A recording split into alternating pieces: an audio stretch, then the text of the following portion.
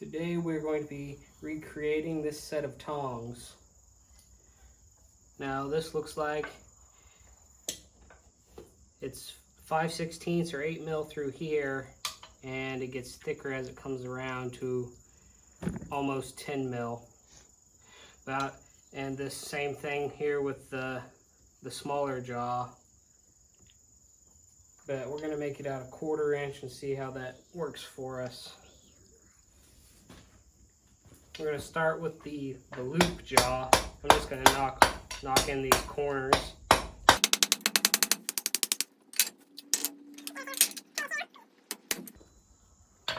To make the loop, and we'll cut it next heat.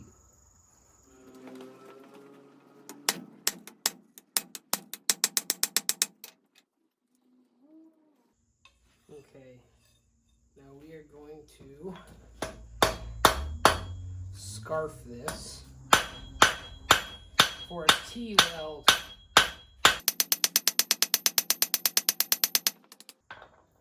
Flatten this up, but basically what we're going to do is we're going to scarf this edge as well and put them together like that.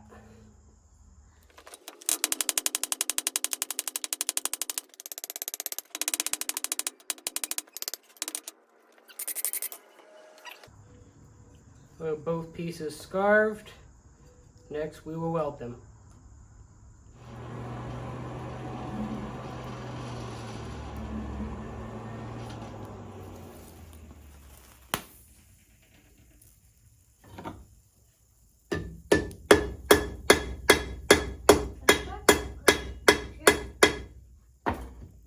There we go. We got the two pieces tacked together. Now on the original, it was just an upset 90-degree corner. I cheated and chose the quicker route of forge welding a 90-degree square corner. Back in the fire and we'll get it welded. You'll see I upgraded my forge welding anvil. This is a small anvil from, I'm pretty sure it's an anvil vise combination that just like from my former blacksmith mentor, same place I got his estate sale. This will be much more useful, especially this horn, for future forge work.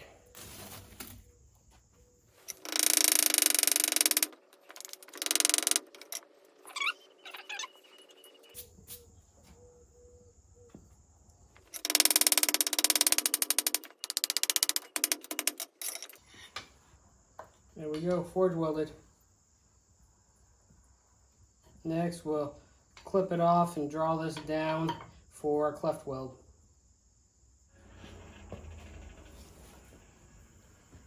Okay, I'm going to change the order a little bit. I think we're going to pre-roll this a bit to get it started.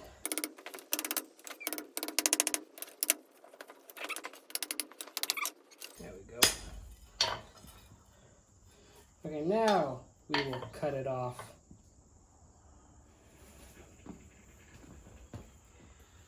I think that looks about right.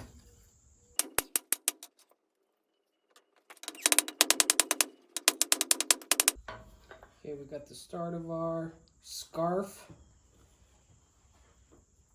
Put it back in the fire and come back to you.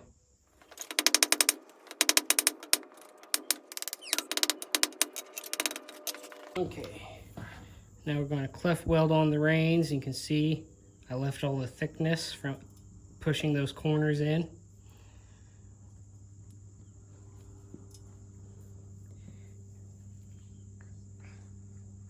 Next we will prepare a rein.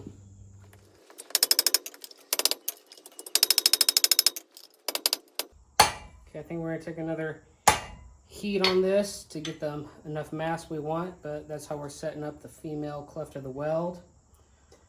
We'll come back when it's time to cut this.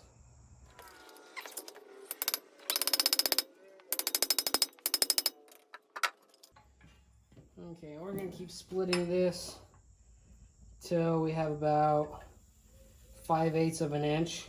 or 16 mil.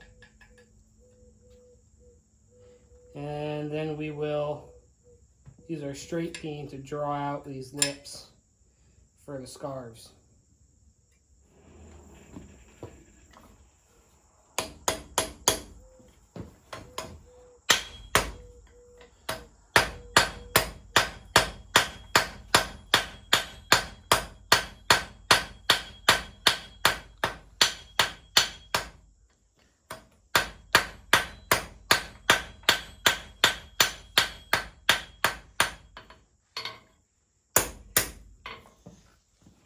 Okay, here we go.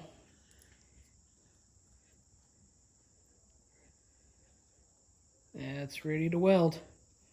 Throw some flux in here. Uh-oh. Throw some flux in here, finish preparing my other rein, and we will get to welding. Here we've got our male scarf and our female scarf. We're going to close these up. Get them set how I want. And we are going to set this in the fire. Okay, so I have the two pieces of the male cleft into the female cleft, and here I have a brick supporting the end of the jaw.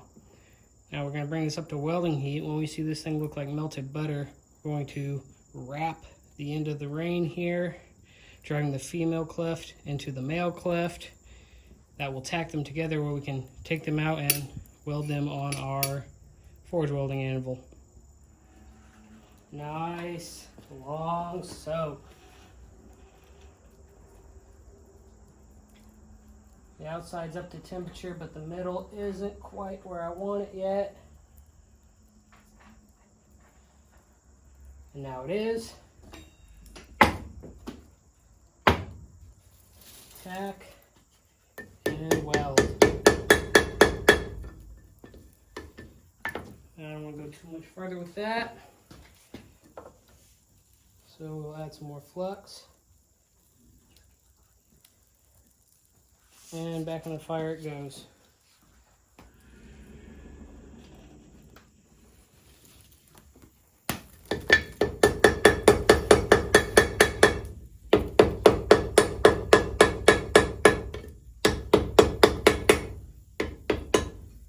Okay.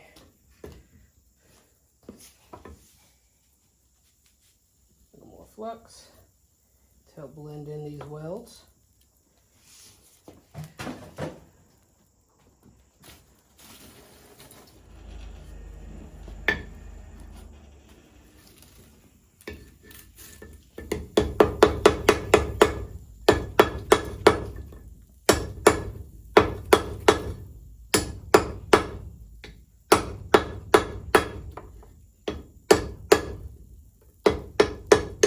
There we go. One forge welded on rein. Still use a little bit of thin in there, I think. I don't know. I'll brush it and shape it, and we'll start work on the next jaw. Okay, now we're going to start work on the second jaw.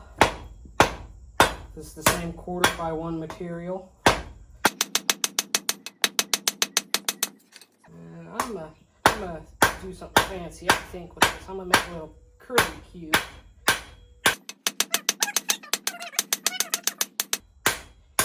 Okay, that's where we're at so far.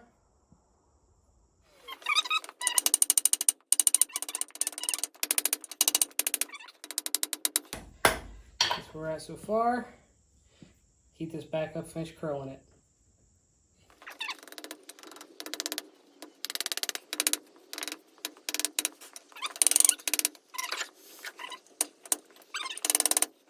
And I think that will serve us acceptably well.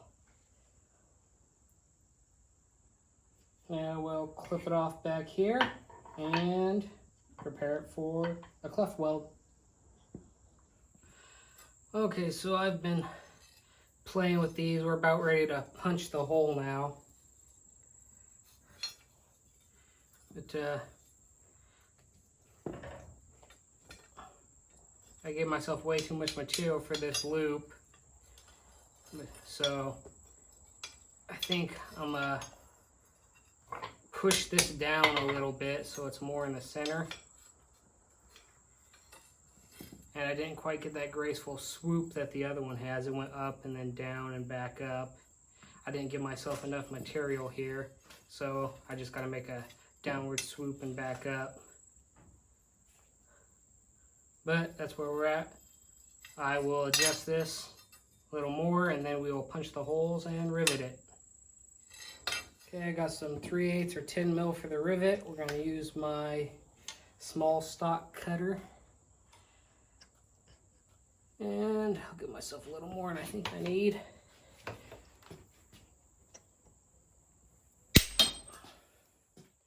Here's my rivet. This is just a pair of bolt cutters with about a 40-degree bend put into them. Get the biggest pair of bolt cutters that'll fit in your Hardy. I got the medium size and I should have got the large.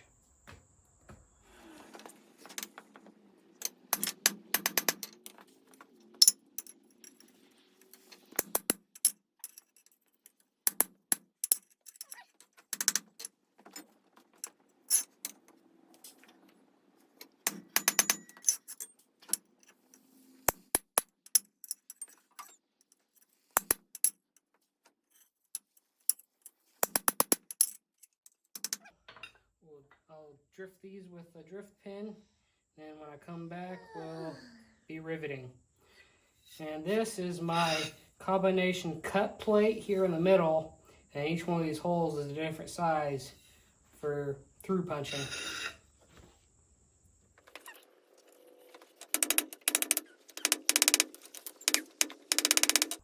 This rivet is far too long, but we will manage. Into the fire it goes.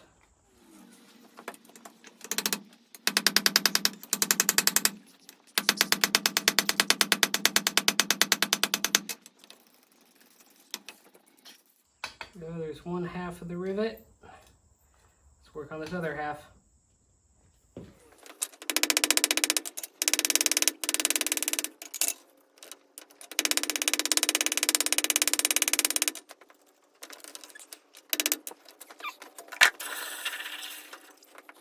There we go. Now let's adjust the reins.